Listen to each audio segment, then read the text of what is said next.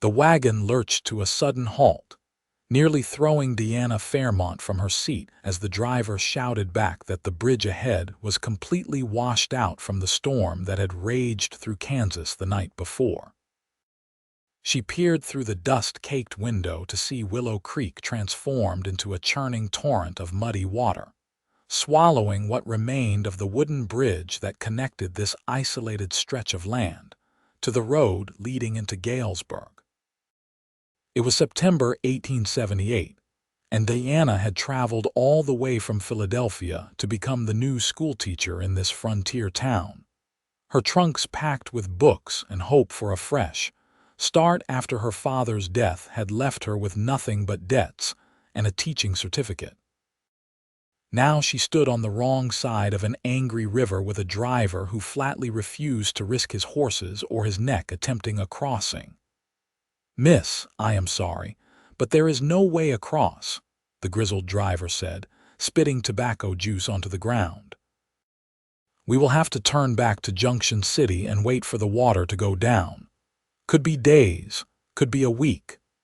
Diana felt panic rising in her chest. She was expected at the schoolhouse tomorrow morning.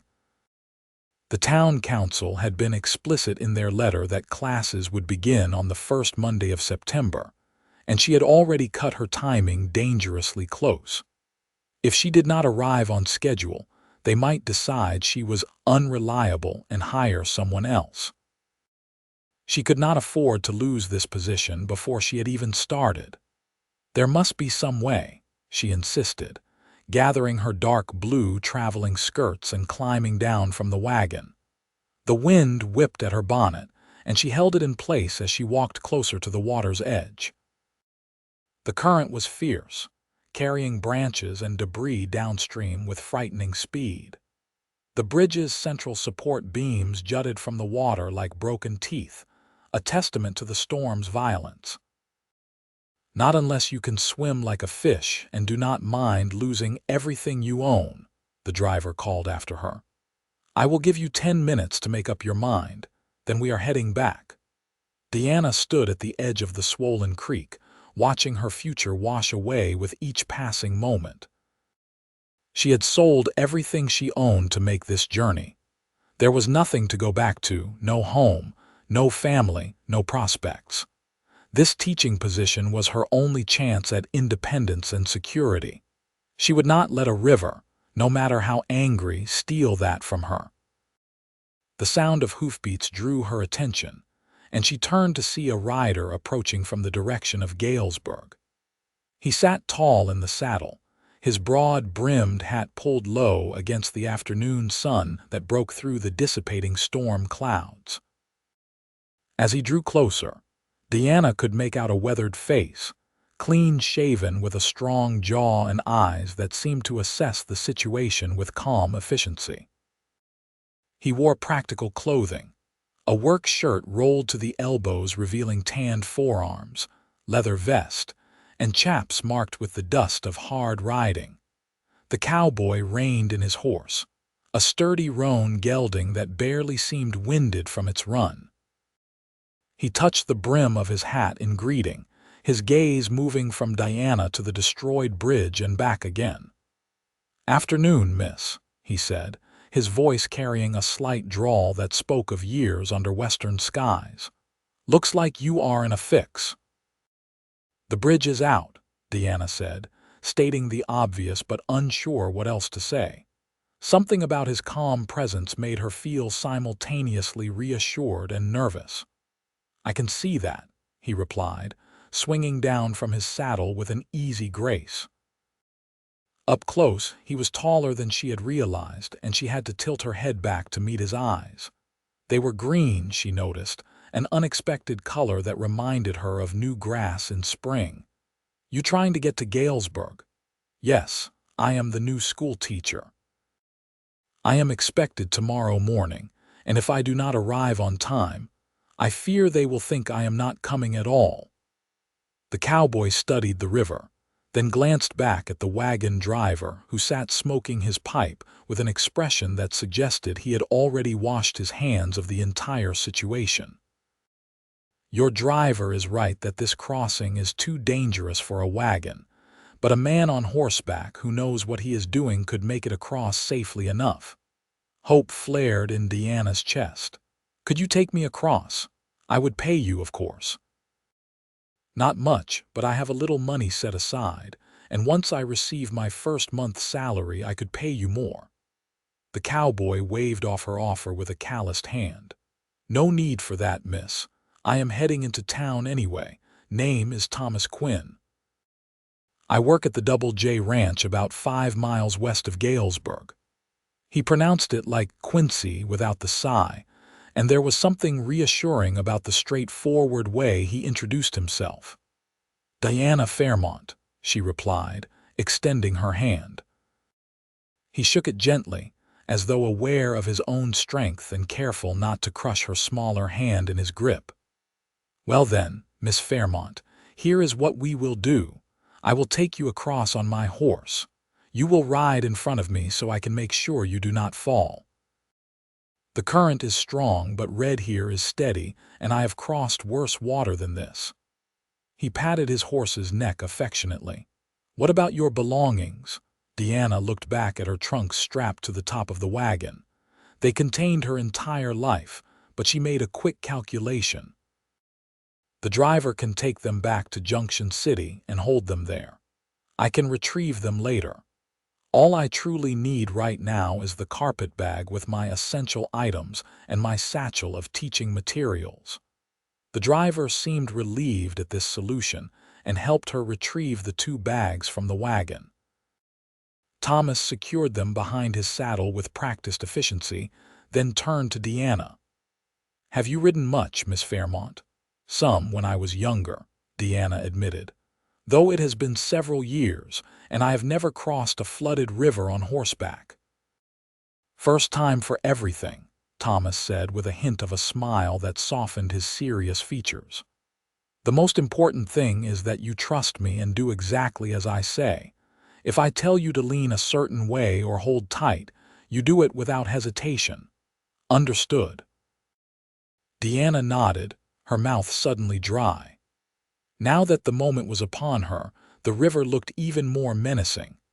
The water was the color of coffee with cream, and it moved with the kind of power that could sweep a person away in seconds. Thomas mounted Red first, then held down his hand to Deanna. Put your foot on mine and use it as a step. I will pull you up. She did as instructed, grateful for her practical traveling costume rather than the more elaborate dresses some women wore. Even so, it took some maneuvering to get settled side saddle in front of him. His arm came around her waist, solid and secure, and she could feel the warmth of him at her back. Hold onto the saddle horn with both hands, he instructed. I have got you. You will not fall. Deanna gripped the horn so tightly her knuckles turned white. Thomas urged Red forward and they approached the water's edge. The horse hesitated for just a moment, then stepped into the current at his rider's command.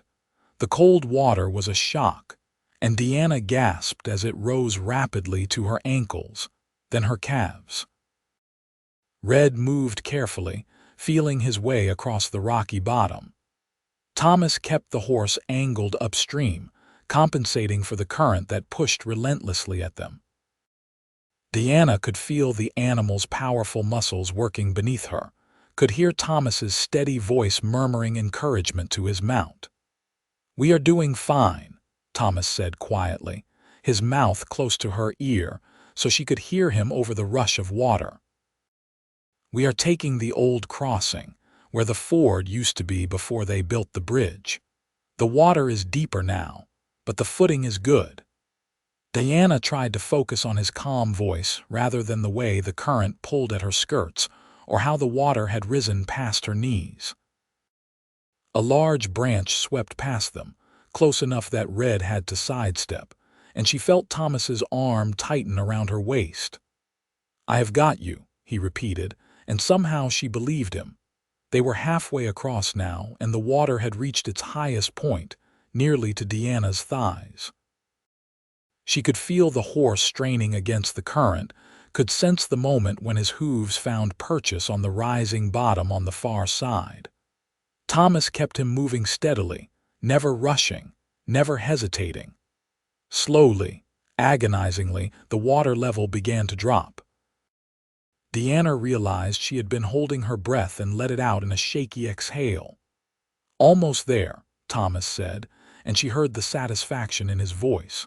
A few more steps and Red was climbing up onto the muddy bank. They were across. Deanna found herself trembling, the adrenaline of the crossing catching up with her. Thomas kept his arm around her until they were well away from the water's edge, then gently helped her down. Her legs felt unsteady when her feet touched solid ground and she swayed slightly. His hand steadied her shoulders. "You did well," he said, and there was genuine approval in his eyes. Not many city women would have had the nerve to make that crossing. "Not many city women are as desperate as I am," Deanna replied, then immediately regretted her honesty. She did not want him to think her pathetic, but Thomas did not seem to judge her. Instead, he retrieved a blanket from behind his saddle and draped it over her shoulders. "Your skirts are soaked. You will catch a chill if we do not get you somewhere warm and dry soon." Galesburg is still 3 miles off, but there is a line shack about a mile from here. We can stop there, get a fire going, and let your clothes dry out some before we continue. Deanna knew she should protest, knew that being alone with a strange man in an isolated cabin was the sort of thing that could ruin a woman's reputation before she even arrived in town. But her teeth were chattering, and the September afternoon had turned cool with the wind. She nodded her agreement. Thomas mounted Red again and pulled Deanna up behind him this time. She had to put her arms around his waist to keep her seat, and she was acutely aware of the solid strength of him, the way he sat the horse with such easy confidence. They rode in silence across the prairie, and Deanna tried not to think about how improper this situation was, or how much she was trusting this stranger who had appeared at exactly the right moment. The line shack was a small, crude structure made of rough-hewn logs, but it was dry and intact. Thomas helped her down, then tended to his horse, unsaddling Red and rubbing him down before seeing to Deanna's comfort. She noticed this about him, the way he took care of his animal first, and somehow it made her trust him more rather than less. Inside, the cabin was Spartan but clean. There was a small stove, a rough-hewn table with 2 chairs, a single bunk with a corn husk mattress, and shelves holding basic supplies. Thomas had a fire going in minutes, and the warmth began to fill the small space. "There should be a shirt and some pants in that trunk over there," he said, pointing to a wooden chest in the corner. "They will belong to one of the ranch hands, but they will be clean and dry. You should change out of those wet things." Deanna felt her face flush. "I cannot possibly wear men's clothing." "You can, and you will, unless you want to arrive in town with pneumonia," Thomas said firmly. "I will step outside and check on Red. You call me when you are decent." He left before she could argue further, closing the door behind him. Deanna stood dripping on the plank floor, then made her decision. He was right, of course. She was already shivering despite the growing warmth from the stove. She opened the trunk and found a flannel shirt and a pair of work pants, both worn but clean. Working quickly, she stripped out of her soaked dress, petticoats and stockings, wringing what water she could from them before hanging them on a line strung across one corner of the cabin. The men's clothes were far too large, but she rolled up the sleeves and pant legs and cinched the waist as best she could with a piece of rope she found. It felt scandalous and strangely liberating at the same time. "You can come in now," she called out, and Thomas entered, carrying her bags. He paused when he saw her, and something flickered across his face too quickly for her to read. "Well, you look like a ranch hand who lost a fight with a clothesline, but at least you will be warm," he said, and Deanna could not help but laugh. It broke the tension she had been feeling, and suddenly the situation seemed less frightening and more like an adventure. Thomas pulled out a tin of coffee and a small pot. "It will be terrible coffee, but it will be hot and strong. We should wait at least an hour for your clothes to dry some before we head into town." As he prepared the coffee, Deanna sat at the table and looked around the cabin. "You said you work at the Double J Ranch. What do you do there?" "I am the foreman," Thomas replied. "Have been for about 3 years now. Before that, I worked my way up from being a regular hand. The owners, James and Jennifer Johnston, they are good people, fair employers. They gave me a chance when I needed one." "Where are you from originally?" Deanna asked, curious about this man who had so dramatically entered her life. "Born in Missouri, but my family moved to Texas when I was young. I worked cattle drives up from Texas to Kansas for several years before I decided I was tired of sleeping on the ground and eating dust. When I was 25, I took the job at the Double J and have been here ever since." He poured the coffee into 2 tin cups and handed her one. "That makes me 31 now, in case you were wondering." Deanna wrapped her hands around the warm cup. "I am 23. I grew up in Philadelphia. My father was a professor at the university there. He taught literature and philosophy." "Was?" Thomas asked gently. "He died last winter. A fever took him quickly. He left debts I did not know about, and suddenly I found myself with no home and no means of support. I had my teaching certificate, fortunately, and when I saw the advertisement for a schoolteacher needed in Galesburg, Kansas, it seemed like a sign, a chance to start over somewhere new." "That took courage," Thomas said, settling into the chair across from her. "Coming all this way alone, to a place you have never seen, to teach children you have never met." "It took desperation," Deanna corrected, echoing her earlier words. "Though I suppose courage and desperation can look similar from the outside." Thomas studied her over the rim of his coffee cup. "I think you are braver than you give yourself credit for.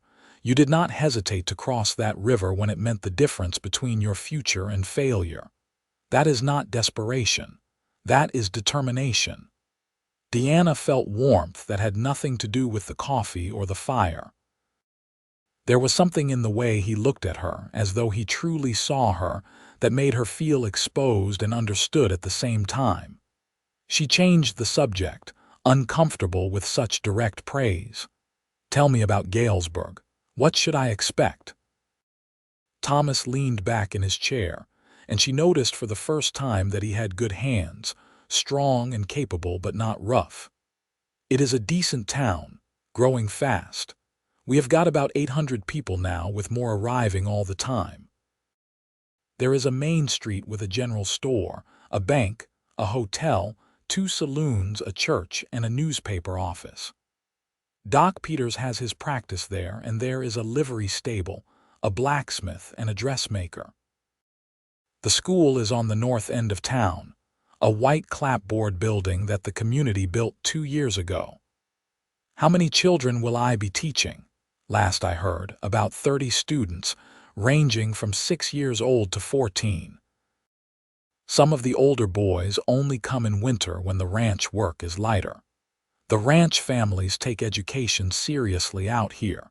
They know it is the key to their children having opportunities they never had." Deanna felt the weight of that responsibility settle on her shoulders. "I hope I can live up to their expectations." "You will," Thomas said with a certainty that surprised her. "Anyone with the grit to cross Willow Creek in flood is more than capable of handling a classroom of frontier children." They talked as her clothes dried, and Deanna found herself relaxing in his presence. Thomas had an easy way of conversing, asking questions and listening to her answers with genuine interest. He told her about ranch life, about the changing seasons on the prairie, about the challenges and rewards of working with cattle and horses. She told him about Philadelphia, about the books she loved, about her dreams of instilling in her students a passion for learning. The hour passed quickly, and when Deanna changed back into her clothes, which were still damp but wearable, she almost regretted that their time in the cabin was ending. Thomas helped her back onto Red, and this time when his arm came around her waist, it felt familiar rather than strange. The ride into Galesburg took them across rolling prairie land that was just beginning to show the gold and amber colors of autumn. Thomas pointed out landmarks, the windmill that marked the Henderson property, the line of cottonwoods that meant water, the distant buildings of the Double J Ranch. The town appeared gradually, first as a smudge on the horizon, then as individual structures taking shape. As they rode down Main Street, Diana was aware of people stopping to stare. She knew how it must look, her sitting in front of Thomas Quinn with his arm around her, her dress still bearing the wrinkles and stains of river water, her hair in disarray. She lifted her chin and met their curious gazes with as much dignity as she could muster. Thomas guided Red to a stop in front of a 2-story white house at the edge of town. A painted sign hung from the porch, "Rooms for rent, Mrs. Adelaide Murphy, proprietress." "Mrs. Murphy runs the most respectable boarding house in town," Thomas explained as he helped Deanna down. "She is expecting you. The school board arranged for your room and board here." The front door opened, and a plump woman in her 50s emerged, wiping her hands on her apron. She had kind eyes and graying hair pulled back in a neat bun. "You must be Miss Fairmont. We were starting to worry. When the bridge washed out, we thought you might have had to turn back." "I would have if not for Mr. Quinn," Deanna said. "He carried me across the river." Mrs. Murphy's eyebrows rose, and she looked between them with obvious curiosity. "Did he now? Well, that was certainly kind of Thomas." "Come inside, dear. You look like you have had quite the adventure. I will get you settled in your room, and then you can have a hot bath and a proper meal." Thomas handed down Deanna's bags, then touched his hat brim in farewell. "Welcome to Galesburg, Miss Fairmont. I am sure we will be seeing each other around town." "Thank you, Mr. Quinn," Deanna said, and their eyes met for a long moment. "I cannot adequately express my gratitude for what you did today." "No gratitude necessary," he replied. "Any decent person would have done the same." But Deanna knew that was not true. The wagon driver had been ready to turn back without a second thought. Thomas Quinn had not only helped her across the river, but had taken care to ensure her comfort and safety at every step. That spoke to character, not just common decency. She watched as he rode away, and something in her chest tightened at his departure. Mrs. Murphy's voice brought her back to the present. "Thomas Quinn is one of the finest young men in this town," the older woman said, leading Deanna inside. "Come from nothing and made something of himself through hard work and honest dealing. The ranch could not run without him, and everyone knows it. You were fortunate he came along when he did." "I was indeed," Deanna agreed, following her landlady up the stairs to a small but immaculately clean room with a window overlooking the street. She could see Thomas in the distance, riding back toward the ranch, and she wondered when she would see him again. The next morning, Deanna stood in front of 30 expectant faces in the Galesburg schoolhouse. She had barely slept, nervous about making a good first impression and living up to the trust the community was placing in her. She wore her best dress, a dark green wool that was professional but not severe, and she had spent extra time arranging her chestnut hair in a neat bun at the nape of her neck. The students ranged from little Emma Foster, who was only 6 and could barely see over her desk, to the Sullivan twins, Jake and Jesse, who were 14 and looked like they would rather be anywhere but in a classroom. Deanna took a deep breath and began. Good morning, students. My name is Miss Fairmont, and I am very pleased to be your new teacher. I have traveled a long way to be here, and I hope that over the course of this school year, we will learn not just from books but from each other. Education is a gift and a privilege, and together we will make the most of it.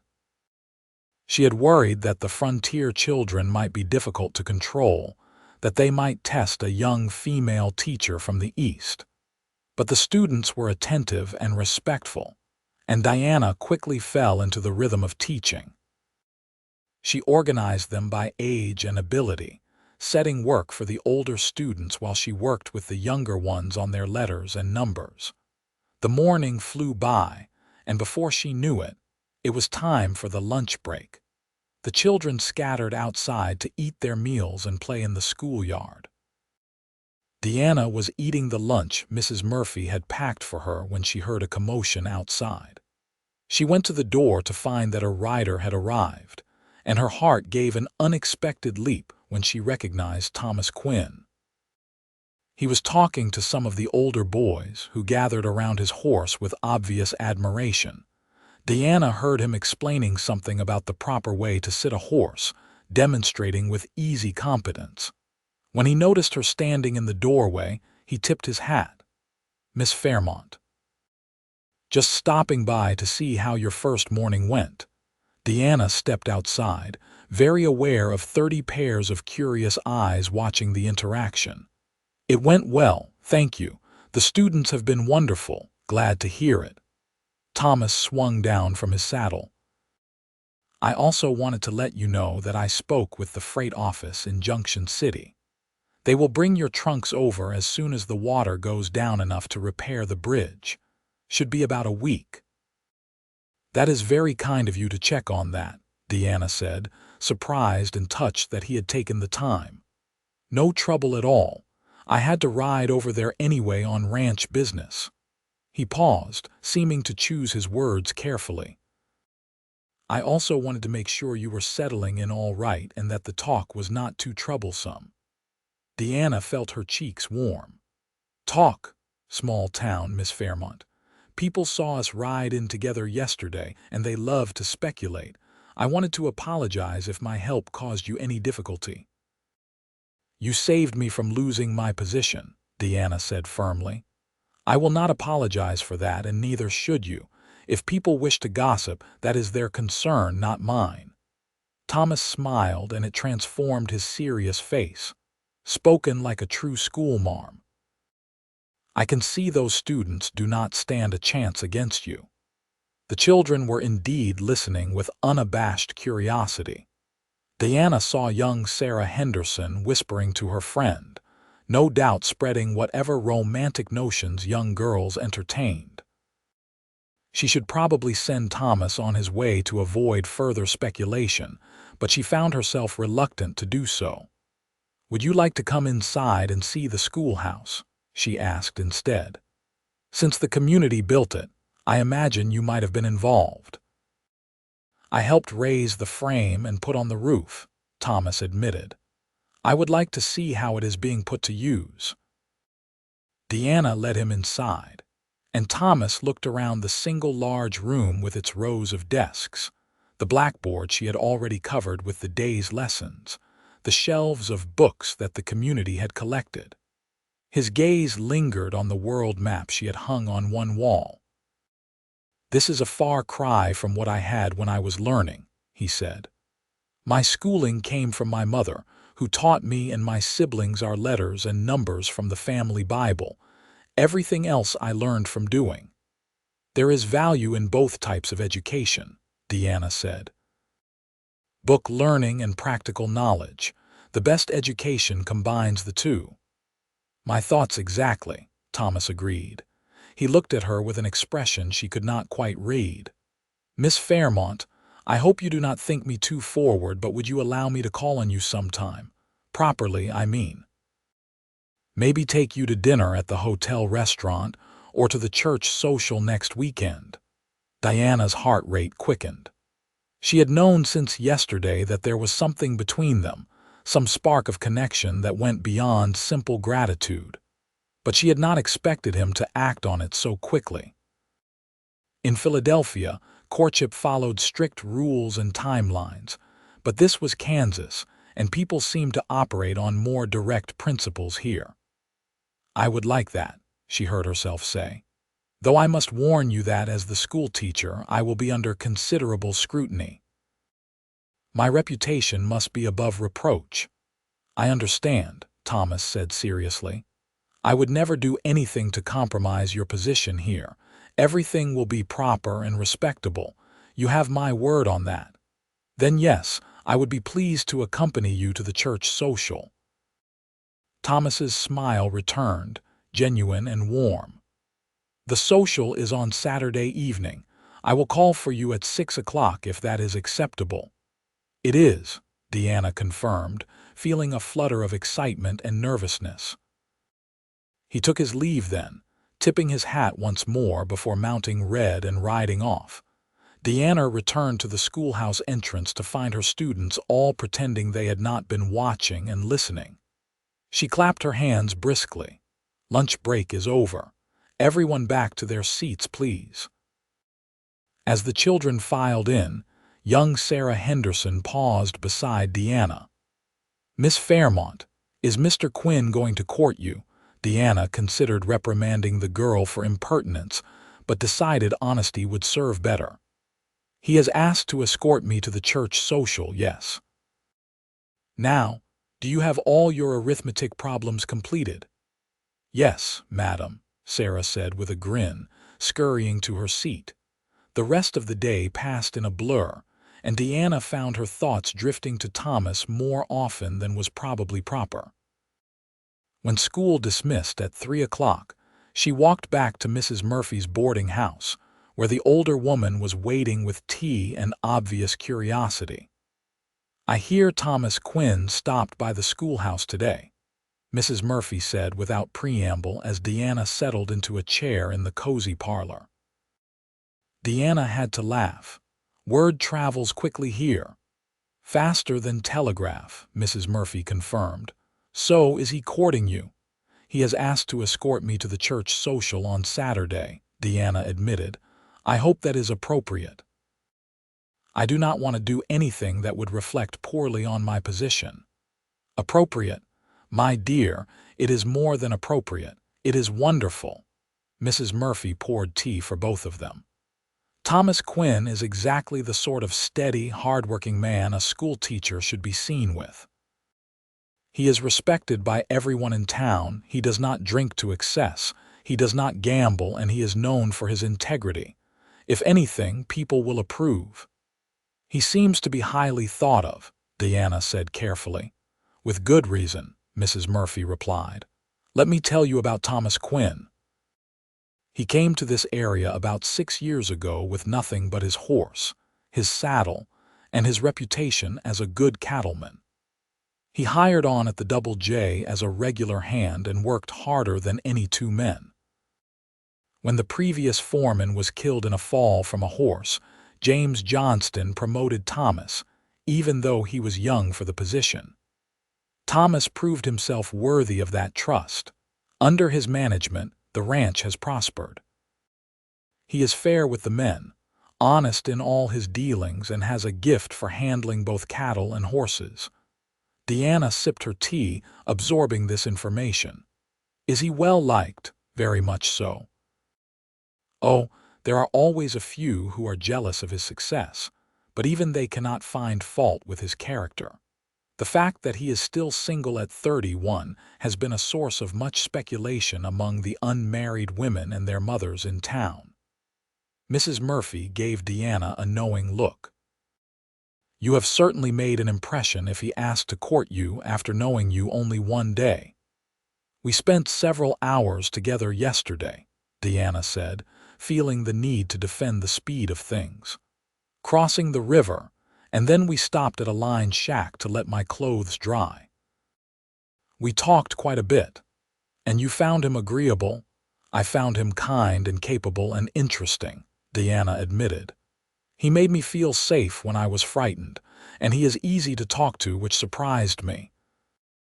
I had expected cowboys to be rough and unlettered, but Thomas is neither of those things.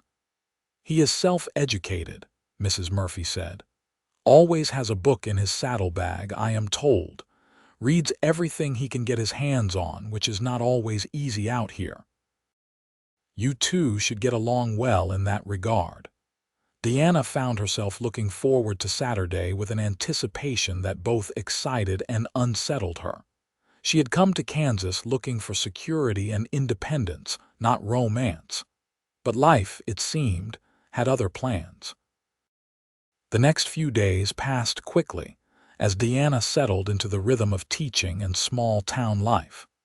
Her students were proving to be bright and eager to learn, despite the varied levels of education they had received before her arrival. She spent her evenings preparing lessons, grading work, and reading in the boarding house parlor. Mrs. Murphy was an excellent companion, full of stories about the town and its residents, and Diana began to feel that she was truly becoming part of Galesburg rather than just an outsider looking in. Thomas stopped by the school twice more that week, always with a plausible reason. Delivering a message from the Johnston ranch about their children's attendance, bringing news that Diana's trunks would arrive on Friday, checking to see if the schoolhouse needed any repairs before winter. Deanna suspected these were partially excuses to see her, but she did not mind. Each visit confirmed her initial impression of him as a good man, someone she could trust and respect. On Friday afternoon, true to Thomas's word, her trunks arrived. He came with the freight wagon and carried them upstairs to her room at the boarding house himself, refusing to let the delivery men handle them. Deanna supervised as he placed them carefully in the corner of her room. "Thank you again," she said. "It seems I am constantly thanking you." "And I keep telling you it is no trouble," Thomas replied, his green eyes warm. "I am looking forward to tomorrow evening." "As am I," Deanna admitted. He left before propriety could be questioned, but the room felt emptier after his departure. Deanna opened her trunks and began the process of unpacking her belongings. Her books, her few pieces of good clothing, the small mementos she had kept from her father's house. As she arranged them around her room, she felt something shift inside her. This was no longer just a temporary refuge, but the beginning of a real home. Saturday evening arrived clear and cool, perfect weather for the church social. Deanna dressed with care in her best dress, a deep blue silk that she had been saving for special occasions. It had belonged to her mother and was slightly old-fashioned, but Mrs. Murphy helped her update it with some careful stitching and a new ribbon at the waist. She arranged her hair in soft curls, leaving a few tendrils to frame her face, and pinched her cheeks for color. Thomas arrived exactly at 6 o'clock, dressed in what were clearly his finest clothes. Black trousers, a white shirt with a string tie, and a vest.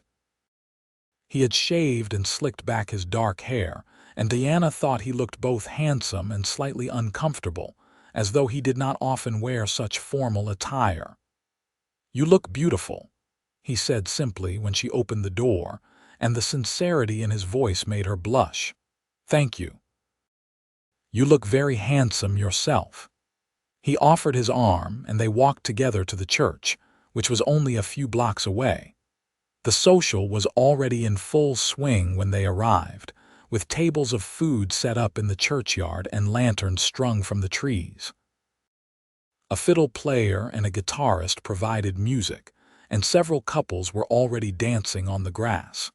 Diana was immediately aware of the attention their arrival generated. Conversations paused and heads turned. But Thomas seemed unfazed, guiding her with calm confidence to greet the minister and his wife, who welcomed Diana warmly to the community. Over the next hour, Thomas introduced her to what seemed like half the town. She met the Johnston family, his employers, who were indeed as kind as he had described.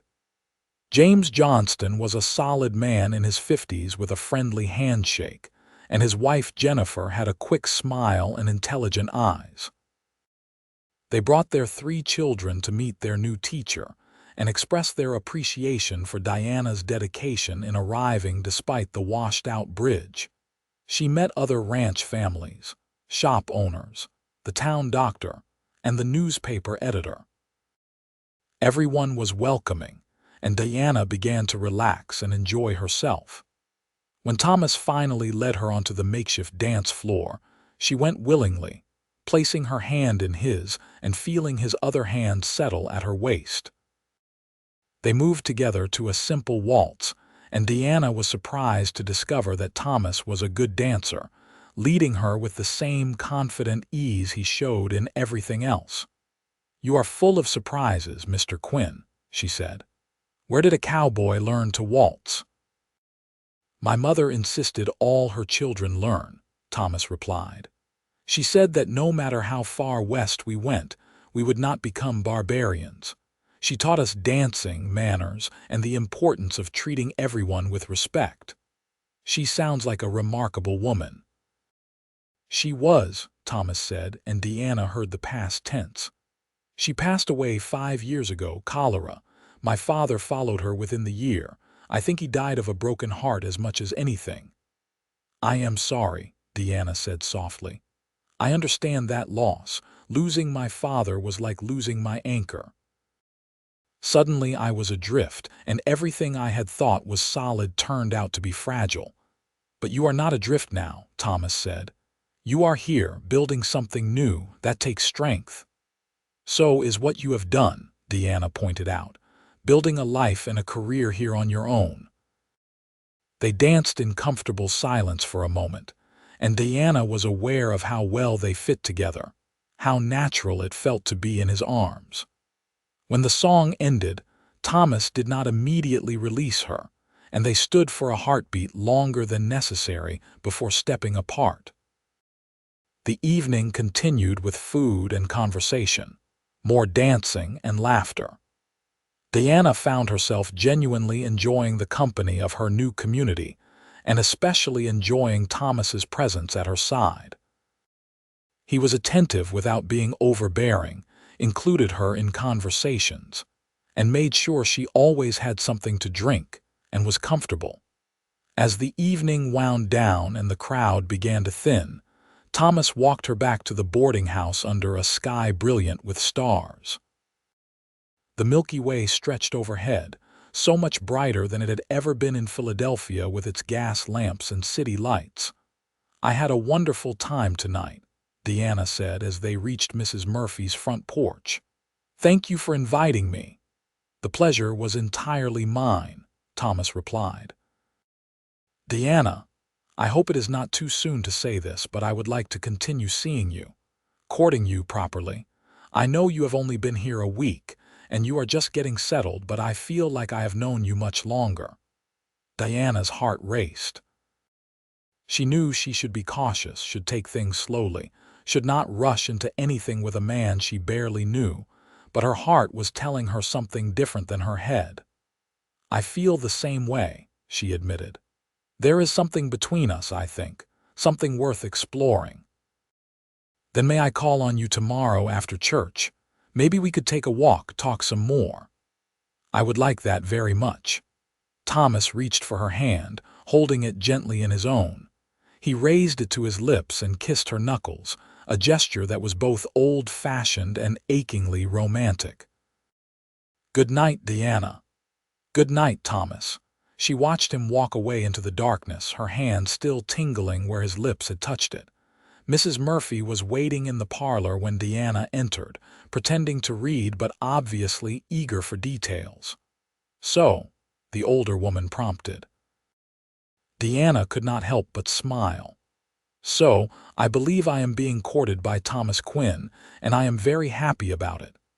"As well you should be," Mrs. Murphy said with satisfaction. "I knew you two would suit each other the moment I heard he carried you across that river. Mark my words, dear, that man is going to marry you." "It has only been a week," Diana protested, but even as she said it, she wondered if Mrs. Murphy might be right. The following months unfolded like the pages of a book Deanna had not known she was writing. Thomas courted her with the same steady determination he brought to everything in his life. He called on her every Sunday after church, and they would walk through town or along the prairie paths, talking about everything and nothing. He brought her books he thought she might enjoy, and she helped him improve his grammar and expand his vocabulary. They attended town events together, and slowly, the sight of Thomas Quinn and Deanna Fairmont became familiar and accepted. The children in Diana's classroom teased her gently about her sweetheart, but she bore it with good humor and maintained strict professionalism during school hours. Her students were thriving under her instruction, and she took deep satisfaction in watching them progress. Even the Sullivan twins, who had been skeptical of a female teacher from the East, had come to respect her after she had stood up to their attempt at intimidation early on. She had looked those boys in the eye and told them that she expected more from them because she knew they were capable of more, and somehow that had won them over where strictness would have failed. Thomas showed her the ranch during one memorable visit in October, introducing her to the hands and showing her the vast herds of cattle that were the double Jayticus livelihood. She had ridden beside him on a gentle mare, and he had patiently taught her the basics of ranch operations. She learned to appreciate the hard work and knowledge required to successfully run such an enterprise and understood why James Johnston trusted Thomas so completely. In November, Thomas asked if he could court her officially and exclusively, with marriage as the intention. Deanna said yes without hesitation, and he gave her a simple gold ring to wear on her right hand as a promise of his commitment. It was not an engagement, not yet, but it was a public declaration of their relationship. Winter settled over Kansas with cold winds and occasional snow. The school remained open except during the worst storms, and Deanna grew accustomed to arriving at the schoolhouse early to start the fire and make sure the room was warm before her students arrived. Thomas often beat her there, having already started the fire and checked that everything was in order. She would arrive to find the schoolhouse cozy and him waiting to walk her back to her boarding house after school when his work allowed. Christmas brought a celebration at the church and a gift exchange. Thomas gave Deanna a beautiful leather-bound journal and a pen, knowing how much she loved to write. She gave him a fine pocket watch, having noticed that he often consulted the sun rather than a timepiece. When he opened the watch and saw that she had had it engraved with his initials, his eyes grew suspiciously bright. "Thank you," he said quietly. "I will treasure this always." They stood together under the mistletoe someone had hung in the church doorway, and Thomas kissed her for the first time. It was a gentle, respectful kiss, mindful of their public location, but it held the promise of deeper passion. "I love you, Deanna Fairmont," he whispered against her lips. "I think I have loved you since I saw you standing by that river, refusing to give up on your dreams." "I love you too," Deanna whispered back, and saying the words aloud felt like releasing something she had been holding inside for months. "You gave me more than a ride across that river. You gave me hope." January brought bitter cold but also a turning point in their relationship.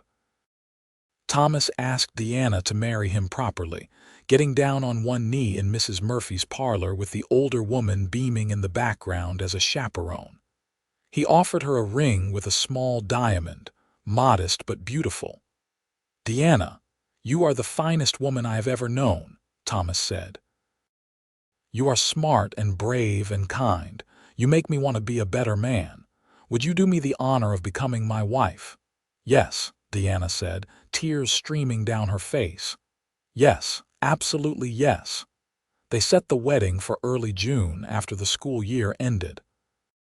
Deanna wanted to complete her first full year of teaching, and Thomas understood and supported that decision.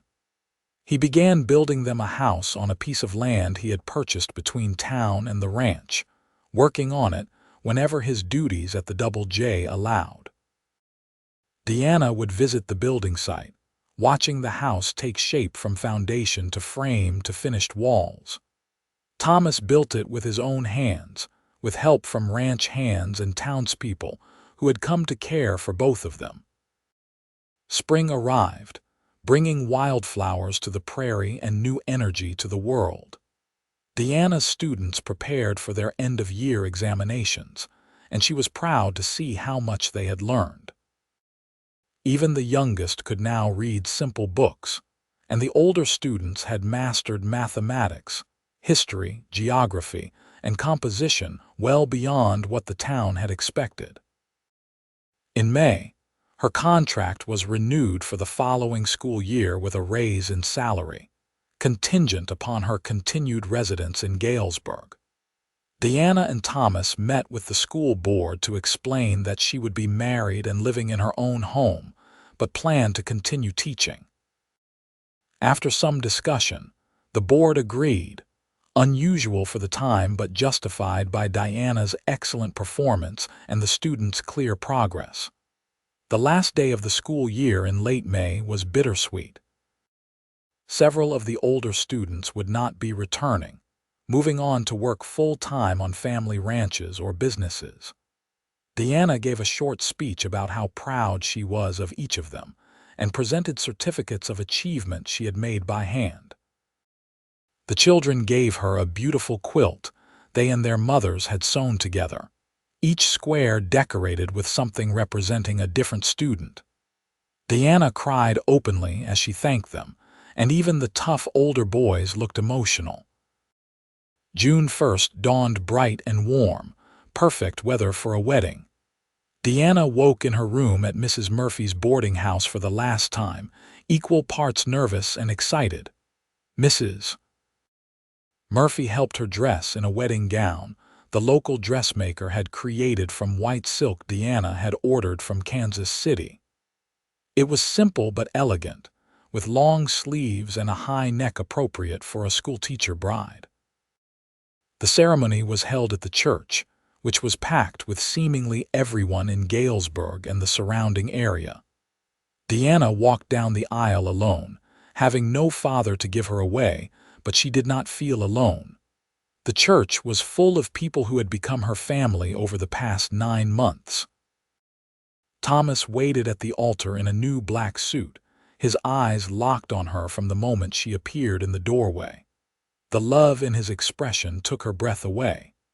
When she reached his side and placed her hand in his, she felt the rightness of it settle over her like a blessing. The minister led them through the traditional vows, and Deanna spoke hers clearly and firmly, meaning every word. When Thomas slipped the gold band on her finger and promised to love and cherish her all his days, she saw his hand tremble slightly with emotion. "I now pronounce you husband and wife," the minister announced. "Thomas, you may kiss your bride." And he did, sweetly and thoroughly, to the cheers and applause of their friends and neighbors. The reception was held in the churchyard, with tables groaning under the weight of food that the community women had prepared. There was music and dancing, speeches and toasts. James Johnston gave a speech about how Thomas was like a son to him and how fortunate he was to be gaining Deanna as well. Mrs. Murphy cried through her entire toast about how she had known from the start that they were meant for each other. As the afternoon faded into evening, Thomas and Deanna slipped away in a buggy decorated with ribbons and tin cans, heading toward their new home. The house Thomas had built was beautiful in its simplicity, a 2-story structure with a wide porch and windows that caught the light. Inside, he had made furniture by hand, a table and chairs, a bed frame, shelves for her books. The women of the town had donated linens and dishes, pots and pans, everything a young couple needed to start their life together. Thomas carried Deanna over the threshold, and she laughed with pure joy. He set her down gently in their parlor, then took both her hands in his. "Welcome home, Mrs. Quinn," he said softly. "I am so happy," Deanna whispered. "Thomas, you have given me everything I never knew I wanted. A home, a purpose, a family, and most importantly, your love." "You did the same for me," Thomas replied. "I was content before I met you, but I was not complete." "You complete me, Deanna." They came together in a kiss that held all the promise of their future, all the love they had built over these months of courtship, all the passion they had held in check until this moment. Thomas lifted her into his arms and carried her up the stairs to their bedroom, closing the door on the world and beginning their life together as husband and wife. The years that followed were full of work and love, challenges and triumphs. Deanna continued teaching, walking the half-mile to the schoolhouse each morning and home each afternoon. Thomas continued as foreman of the Double J, managing the ranch with skill and integrity. They built their life together around shared values of hard work, honesty, and service to their community. Their first child arrived in spring of 1880, a healthy boy they named William after Thomas's father. Deanna took a few weeks off from teaching, but true to her nature, she was back at the schoolhouse by the time the baby was a month old, bringing William with her. The students adored having a baby in the classroom, and Deanna managed to teach while also caring for her son. The older girls learning lessons in childcare along with their academic subjects. A daughter, Elizabeth, followed 2 years later, and then another son, Robert, in 1884. Their house rang with the sounds of children playing and learning. Thomas taught his sons to ride and work with cattle as soon as they were old enough, while Deanna instilled in all her children a love of reading and learning. They were raising good, capable people who would contribute to their community. In 1885, James Johnston decided to retire from active management of the ranch, and he offered Thomas the opportunity to become a full partner in the Double J. Thomas and Deanna discussed it at length, knowing it would require financial investment and increased responsibility. They decided to accept, and Thomas Quinn became part owner of one of the most successful ranches in central Kansas. Deanna continued teaching until 1886, when her fourth pregnancy proved difficult and the doctor advised rest. She resigned with genuine regret, but her legacy continued in the many students she had taught over 8 years. Several had gone on to higher education. Others had become teachers themselves, and all remembered Miss Fairmont, who had become Mrs. Quinn, with fondness and gratitude. Their fourth child, another daughter named Sarah, was born healthy despite the difficult pregnancy. With 4 children and Thomas's increased responsibilities at the ranch, Deanna's days were full. But she was content in a way she had never imagined possible when she had stood beside that swollen river back in 1878, desperate and alone. The years rolled on, bringing both joys and sorrows. Mrs. Murphy passed away peacefully in her sleep in 1890, and Deanna mourned the loss of the woman who had been like a mother to her. The children grew, and the ranch prospered. Thomas and Diana's partnership was recognized as one of the strongest in the county, both in business and in marriage. In 1895, their oldest son William left for university in Lawrence, the first of their children to pursue higher education. Deanna cried when he left, but was also fiercely proud. This was what she and Thomas had worked for, to give their children opportunities and choices. Thomas took Deanna back to the spot where he had carried her across Willow Creek on their 17th wedding anniversary in 1895. The bridge had been rebuilt long ago, sturdy and permanent now, but they rode across the creek on horseback for old time's sake. "You remember how frightened I was?" Deanna asked, sitting in front of Thomas on his horse just as she had that first day, though now she rode her own mount, and they had done this merely for the sentiment. "I remember thinking you were the bravest woman I had ever met," Thomas replied. "I remember knowing, even then, that you were going to change my life." "We changed each other's lives," Deanna corrected. "You saved me that day, Thomas, not just from the river, but from a future without hope or love." "And you saved me," Thomas said. "I did not know I needed saving until you came into my life and showed me what true partnership and love could be." They stood together by the creek, older now but still deeply in love, watching the water flow past as it had for countless years. The land around them had changed, becoming more settled and civilized, but the essential character of the place remained.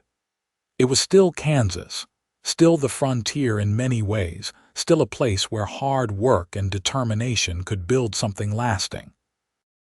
In 1898, their 20th anniversary, all 4 of their children were home for the celebration. William had graduated from university and was working as a lawyer in Topeka, but visited frequently. Elizabeth had married a neighboring rancher's son and was expecting Deanna and Thomas's first grandchild. Robert was preparing to attend agricultural college, determined to bring modern ranching techniques to the Double J, and Sarah, at 12, was showing signs of her mother's love of teaching and her father's skill with horses. The anniversary party was held at their home, which had been expanded over the years to accommodate their growing family. Friends and family filled the house and yard, celebrating not just a marriage but a partnership that had become legendary in their community. James Johnston, now in his 70s and fully retired, stood to give a toast. "I hired Thomas Quinn as a cowhand 20 years ago, and it was one of the best decisions I ever made. When he told me he had carried a schoolteacher across a flooded creek and was going to marry her, I thought he was moving fast, but I was wrong to doubt. Thomas and Deanna Quinn have built something beautiful together. A marriage, a family, a legacy. They have shown us all what is possible when 2 people commit to loving and supporting each other through everything life brings. To Thomas and Deanna." "To Thomas and Deanna," the crowd echoed, raising their glasses. Later, when the guests had gone home and the house was quiet, Deanna and Thomas sat together on their porch, watching the sun set over the prairie. Their hands were intertwined, calloused from years of work but still fitting together perfectly. 20 years, Deanna mused. "It has gone so fast." "And we have at least 20 more ahead of us," Thomas said. "Maybe more if we are lucky." "What do you want to do with those years?" Deanna asked. Thomas considered the question. "I want to watch our grandchildren grow. I want to continue building the ranch so that our sons will have something solid to inherit. I want to sit on this porch with you every evening and count my blessings." "What about you?" "I want all of that," Deanna said. "And I want to start a library in Galesburg. The town needs one, and I have the time now and some money set aside. I want to make sure the next generation has access to books and knowledge the way our children did." "Then we will build a library," Thomas said simply, as though it were the easiest thing in the world. "We will talk to the town council next week and see what can be done." And they did.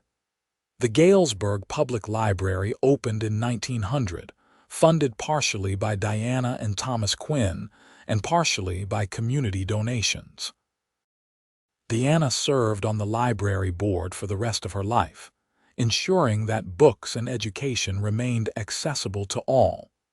The new century brought changes to Kansas and the nation. The frontier was officially closed, the Wild West was becoming the civilized West, and the world was moving faster than ever. But some things remained constant. The land still required hard work and respect. Cattle still needed to be raised and brought to market. Children still needed to be taught and loved. And marriages built on mutual respect and true love still endured. In 1903, their first grandchild, a boy named Thomas after his grandfather, was born to Elizabeth and her husband. Deanna held the baby in her arms and marveled at the continuation of their family line. This child would grow up in the new century, would have opportunities and face challenges that were unimaginable when Deanna had first arrived in Kansas 25 years earlier. But he would grow up knowing he came from strong stock, from grandparents who had built something from nothing through determination and love. Thomas retired from active management of the ranch in 1905 at the age of 58, turning over daily operations to his sons William and Robert, who had become partners in the Double J. But retirement for Thomas was a relative term. He still rode out to check on the herd, still gave advice when asked, still worked alongside his sons when the work demanded it. He spent more time with Deanna now, and they became fixtures in Galesburg society. They attended church every Sunday, helped with community events, advised young couples starting out, and welcomed their growing collection of grandchildren.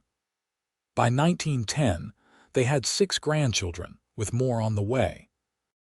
On their 30th anniversary in 1908, Deanna and Thomas once again rode to Willow Creek. They were in their 50s now, their hair graying and their bodies showing the marks of a life well lived, but their love had only deepened with time. "You ever regret it?" Thomas asked as they stood by the creek, watching the water flow peacefully. "Coming all this way, staying in Kansas, marrying a cowboy instead of someone from your own world." Deanna turned to look at him, cupping his weathered face in her hands. "Thomas Quinn, you are my world. You have been since the day you carried me across this creek. I have never regretted one moment of our life together, not one." "Even when times were hard," Thomas pressed. "When money was tight or the children were sick or the weather destroyed the crops." "Even then," Deanna confirmed. "Especially then, because we faced it together. You once told me I was brave, but you gave me the courage to be brave. You made me feel safe enough to take risks, supported enough to try new things, loved enough to weather any storm." Thomas pulled her into his arms, holding her close. "I love you, Deanna, more today than I did 30 years ago, which I would not have thought possible." "I love you too," Deanna whispered. "Thank you for being the man who would not let a river stand between me and my future." "Thank you for being the woman worth crossing that river for," Thomas replied. They stood together in the fading light, 2 people who had found each other at exactly the right moment, who had built a life and a love that would echo through generations. Behind them, the bridge stood solid and permanent, connecting both sides of Willow Creek. But Deanna and Thomas did not need bridges anymore. They had each other, and that was enough to cross any divide. The years continued to pass, bringing both the expected and unexpected moments that make up a life. In 1912, their youngest daughter Sarah graduated from the new Teachers College in Emporia and returned to Galesburg to teach at the very schoolhouse where Deanna had first worked. Deanna attended the first day of Sarah's teaching career, sitting in the back of the classroom and watching with pride as her daughter commanded the students' attention and respect. In 1915, the automobile arrived in Galesburg, and the town began to transform once more. Thomas was skeptical of the newfangled machines, preferring his horses, but their sons embraced the new technology.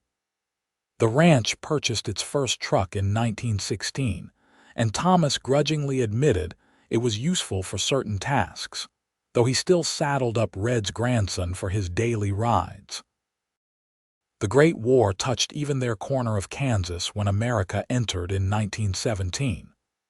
Their oldest grandson, now 17, insisted on enlisting despite his mother's tears and Deanna's pleas.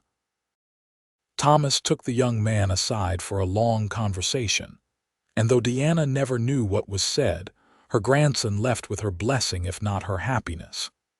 He returned in 1919, changed by what he had seen but alive and whole, and Deanna thanked God for that mercy.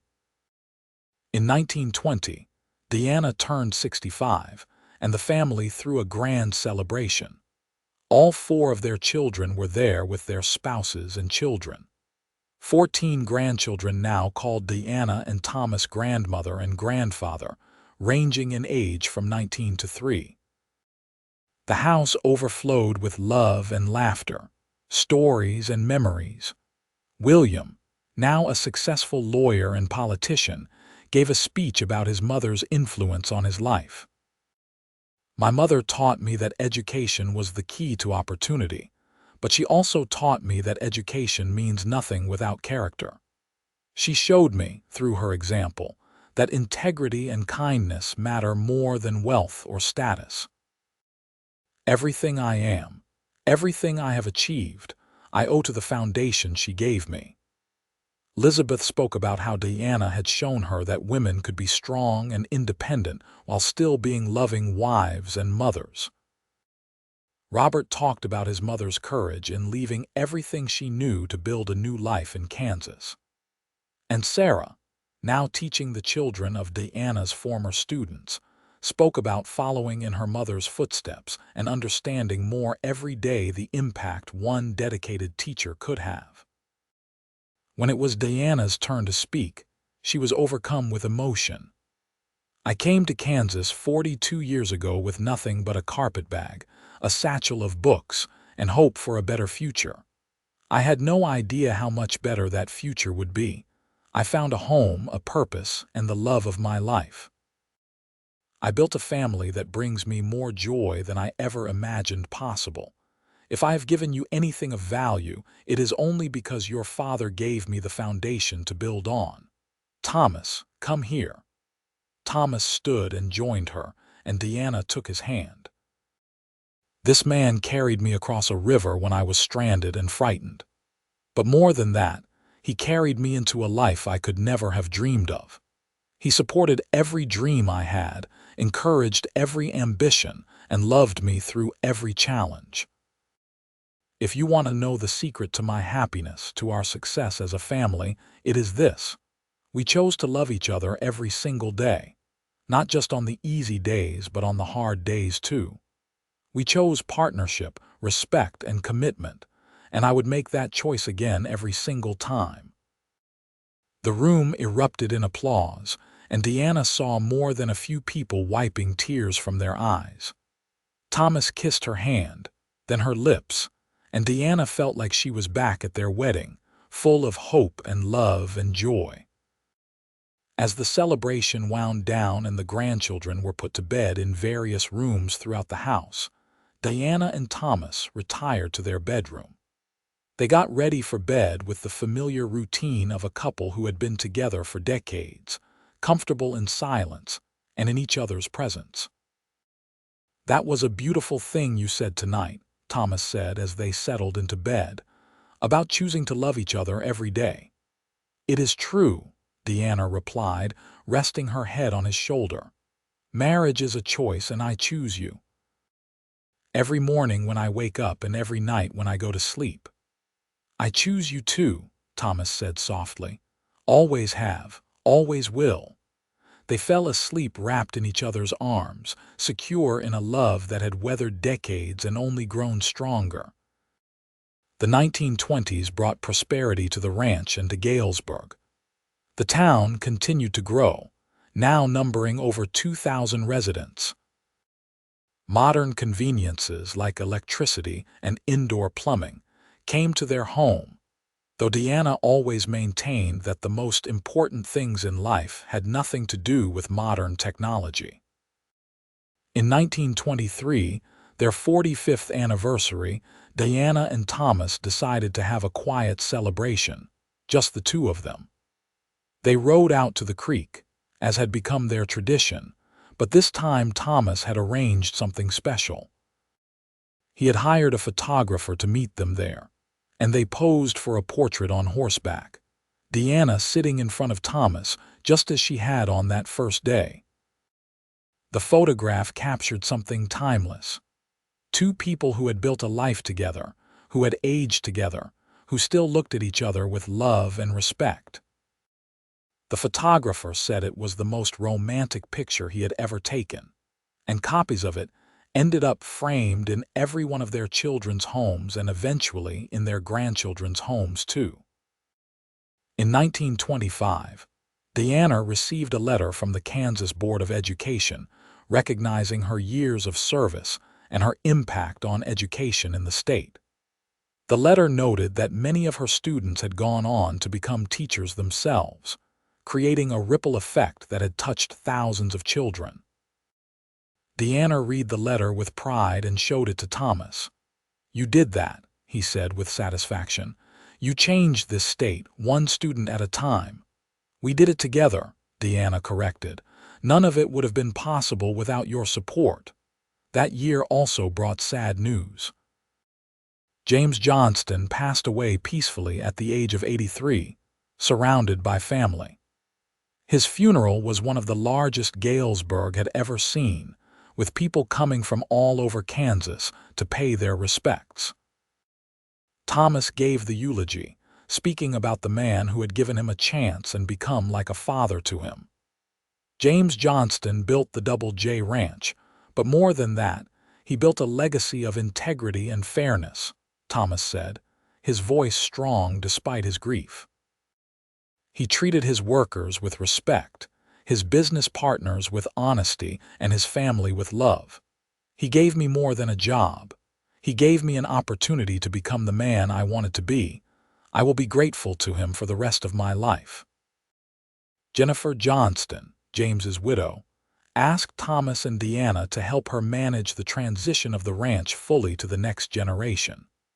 They spent months working with William and Robert to ensure the business remained strong and that Jennifer was financially secure. It was exhausting work, but it was also a labor of love, honoring the man who had meant so much to them. In 1928, they celebrated their 50th wedding anniversary, a milestone that not all couples reached. The celebration was even larger than their 45th, with friends and family coming from all over Kansas and beyond. They now had 18 grandchildren and 3 great-grandchildren, a dynasty that had grown from that moment beside Willow Creek half a century earlier. At the party, their children presented them with a leather-bound book containing letters from their students over the years, people whose lives Deanna had touched through her teaching. Deanna spent hours reading the letters, crying and laughing as former students shared memories and expressed gratitude for the education and encouragement she had given them. One letter particularly moved her. It was from Jake Sullivan, one of the twins who had challenged her authority that first year. He wrote, "Dear Mrs. Quinn, I was 14 years old and full of attitude when you became our teacher. I thought a woman from the East could not possibly understand or teach us anything useful. But you saw past my attitude to the potential I had, and you refused to let me waste it. You told me I was smart enough to do anything I wanted if I was willing to work for it.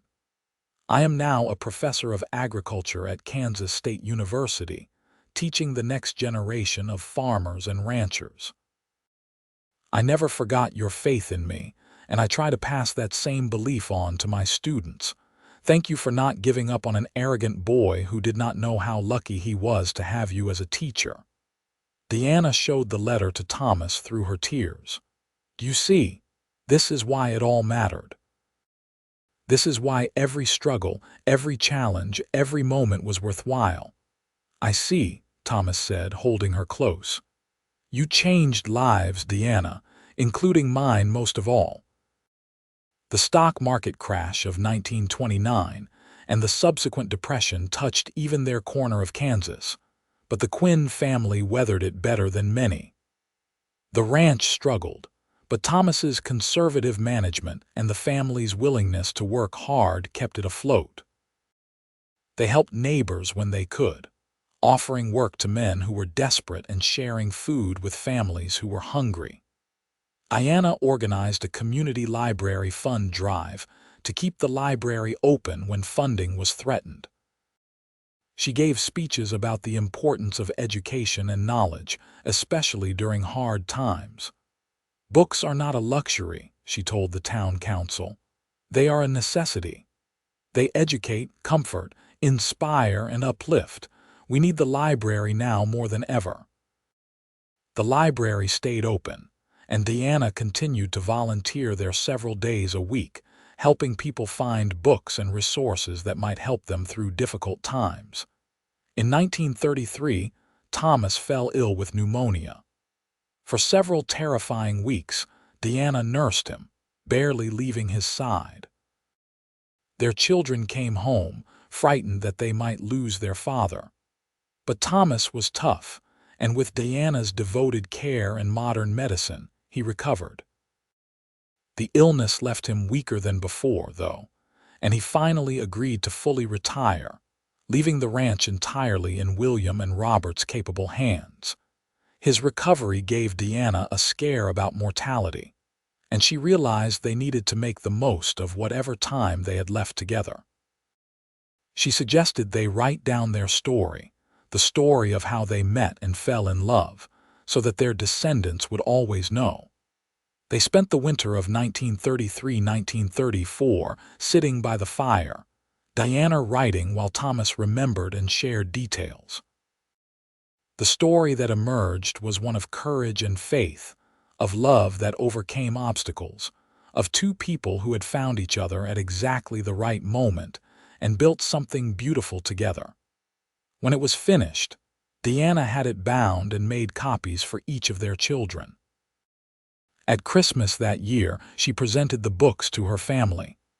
"This is the story of how your father and I met and fell in love," she told them. "It is a true story, every word. I want you to have it so that you will always remember that love is worth fighting for, that courage can take many forms, and that sometimes the best things in life come from the most unexpected places. Your father carried me across a flooded creek 46 years ago, and in doing so, he carried me into a life beyond my wildest dreams. Never forget where you came from and the love that created this family." There was not a dry eye in the room when she finished, and their children promised to treasure the books and pass the story down through the generations. The years continued to pass, bringing both losses and gains. In 1935, they lost their oldest son William to a sudden heart attack at the age of 55.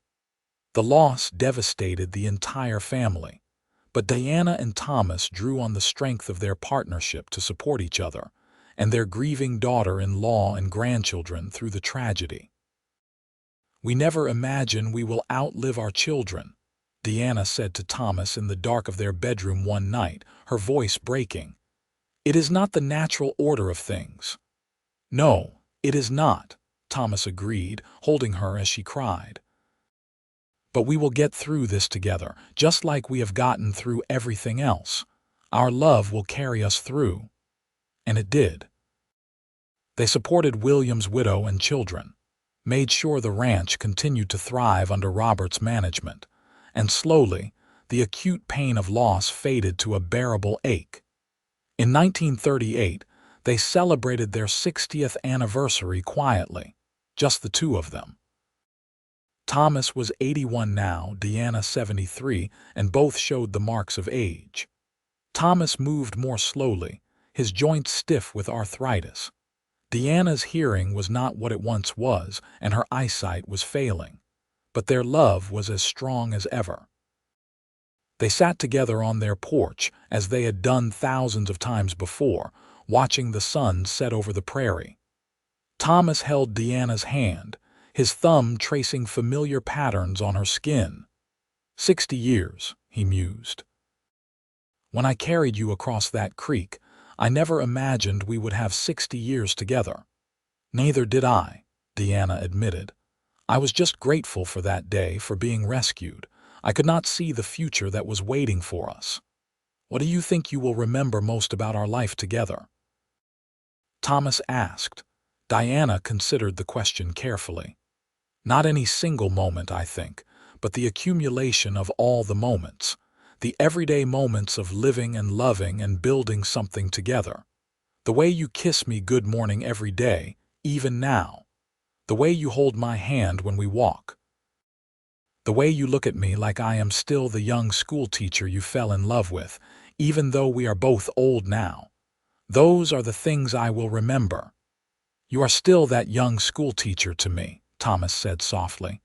I still see her when I look at you. Beautiful, brave, determined. The love of my life. Diana leaned her head on his shoulder, and they sat in comfortable silence as the stars began to appear in the darkening sky. In the spring of 1940, Thomas fell seriously ill with complications from his old pneumonia. This time, even with Diana's devoted nursing and the best medical care available, he did not recover. On a warm May morning, with Diana holding his hand and his children gathered around his bed, Thomas Quinn passed away peacefully at the age of 83. Diana's grief was profound. For 62 years, Thomas had been her partner, her love, her everything. She had faced many challenges in her life, but nothing had prepared her for the emptiness of life without him. At the funeral, which was attended by hundreds of people whose lives Thomas had touched, Diana spoke about her husband. Thomas Quinn was the best man I have ever known, she said, her voice steady despite her tears. He was strong but gentle, confident but humble, successful but never proud. He treated everyone with respect, kept his word, and loved his family with his whole heart. He carried me across a river 62 years ago, and he has been carrying me ever since. I do not know how I will go on without him, but I know he would want me to live fully for whatever time I have left. He would want me to find joy and purpose. So that is what I will do in his memory and for his love. After Thomas's death, Diana moved in with her daughter Sarah, who had never married and was still teaching at the Galesburg School. Diana spent her days reading, tending her garden, and visiting with her grandchildren and great-grandchildren. She continued to volunteer at the library and attended church every Sunday, sitting in the pew she and Thomas had shared for so many years. People would often see her walking alone to Willow Creek, standing by the bank where Thomas had first carried her across. She would stand there for long stretches, lost in memory, and people learned to leave her alone during these visits. In the summer of 1942, Diana suffered a stroke that left her partially paralyzed. She could no longer walk to the creek, and her memory became spotty. But in her moments of clarity, she always recognized her children and spoke often of Thomas. "He is waiting for me," she would say with certainty. "On the other side of the river, he will carry me across again." On a cool September morning in 1943, exactly 65 years after she had first arrived in Galesburg, Diana Fairmont Quinn passed away peacefully in her sleep. She was 78 years old. Her daughter Sarah found her with a smile on her face, and on her nightstand was the photograph from their 45th anniversary, showing Diana and Thomas on horseback at Willow Creek. Her funeral was held at the church where she had married Thomas and taught Sunday school for decades. The service was standing room only, with former students, community members, and family members filling every available space. Many spoke about Diana's impact on their lives, about her dedication to education, her kindness, and her enduring love story with Thomas Quinn. Sarah eulogized her mother, speaking about Diana's courage in coming to Kansas alone, her success as a teacher, and most of all, her example of what true love looked like. "My mother and father showed us that love is not just a feeling but a choice, a commitment and action. They chose each other every day for 62 years, and that choice created a family that now spans for generations. We are all here because of their love, and we are all better people because of their example. Deanna was buried next to Thomas in the Galesburg Cemetery under a simple headstone that read, Deanna Fairmont Quinn, 1865–1943. Beloved wife, mother, teacher, and friend, she crossed the river with courage and lived with love. The story of the Schoolmarm and the Cowboy became a legend in Galesburg and the surrounding area, passed down through generations of the Quinn family and retold by the community. The house Thomas built still stood, now occupied by his great-great-grandchildren. The library Deanna helped found still served the community, with a reading room named in her honor. The school where she taught had been replaced with a larger, more modern building, but a plaque commemorated her years of service. And by Willow Creek, where a sturdy bridge had long since replaced the one washed out in that September storm of 1878, there stood a memorial bench with an inscription. In memory of Thomas and Deanna Quinn, whose love story began at this crossing. He carried her across the river and into a life of love, partnership, and service. May their example inspire all who pass this way. Their descendants continued to gather at the creek every year on the anniversary of that first crossing, sharing the story with the youngest generation and remembering the courage of a young schoolteacher and the kindness of a cowboy who could not let her stay stranded on the wrong side of the river. The story ended happily, as all great love stories should, not with a final goodbye but with a legacy that lived on. Deanna and Thomas had built something that death could not diminish, a love that transcended time and continued to influence their family and community long after they were gone. In the end, what had started with a simple act of kindness, one man helping one woman across a swollen creek, had grown into something extraordinary. It became a family that spanned generations, a community that was strengthened by their service, and a love story that proved that sometimes the greatest adventures begin with a single step of faith, a moment of courage, and a willingness to let a stranger carry you into an unknown future. Deanna had come to Kansas looking for security and independence, never dreaming she would find so much more. Thomas had carried her across that river, and in doing so, he had carried her into his life and his heart. Together, they had built a life that was rich in love, full of purpose, and blessed beyond measure. Their story was proof that love can bloom in the most unexpected places, that courage comes in many forms, and that sometimes the best things in life come from taking a chance on a stranger, trusting in kindness, and believing that the other side of the river holds possibilities worth the risk of crossing. And so the story of the Schoolmarm and the Cowboy lived on, a testament to the enduring power of love, the importance of courage, and the beauty of two lives joined together in partnership and devotion.